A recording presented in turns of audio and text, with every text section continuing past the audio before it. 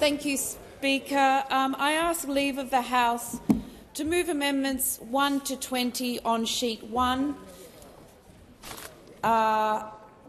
amendments 1 and 5 on sheet 2, and amendments 2 to 4 and 6 to 13 on sheet 2 as circulated in my name together.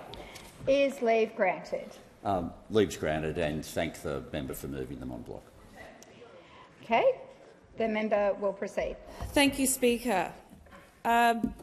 These amendments address multiple issues. Firstly, they remove the sections of this bill that hand federal responsibility to the states regarding fossil fuel developments that affect water resources.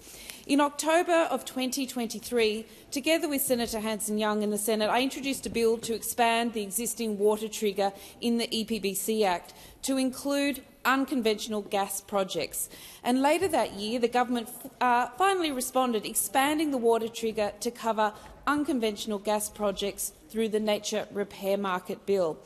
That was a massive win for our nature, wildlife and for future generations, but now we are being taken backwards.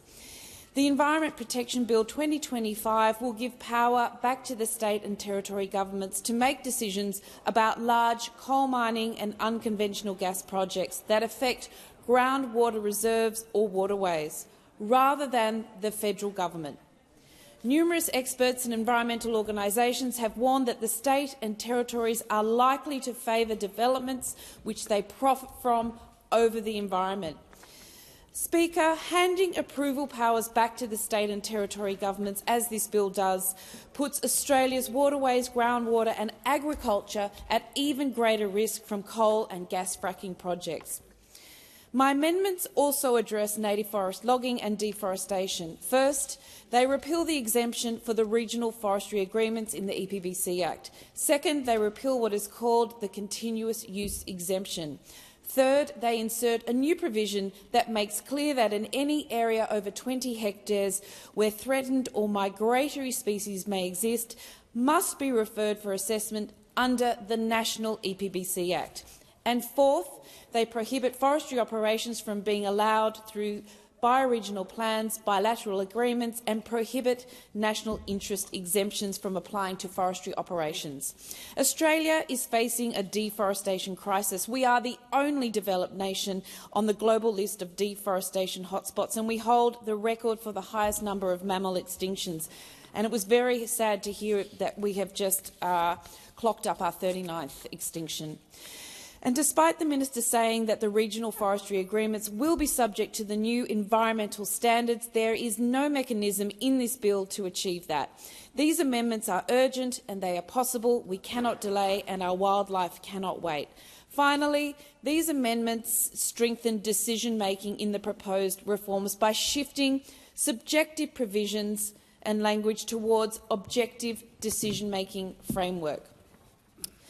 Speaker, the Samuel Review found that a fundamental shortcoming of the current EPBC Act is that it does not provide sufficient constraints on discretion, resulting in uncertainty and poor environmental outcomes. With key decisions and tests throughout the bill dependent on whether the minister is satisfied something is the case or whether an action is not inconsistent with something, this bill risks entrenching the very weaknesses of the current EPBC Act that have allowed Australia's environment to decline so sharply and seriously. With 19 ecosystems on the brink of collapse and an extinction and deforestation crisis in this country right now, the subjective language that pervades this bill simply does not provide a guarantee that in another 25 years the situation for Australia's nature will not be even worse. We cannot allow this to happen. When we know full well the power and influence of the industry lobbying can exert, we simply cannot leave it to an unknown future individual's discretion, the minister of the day, to ensure our incredible nature is protected. I commend all these amendments to the House. Thank you.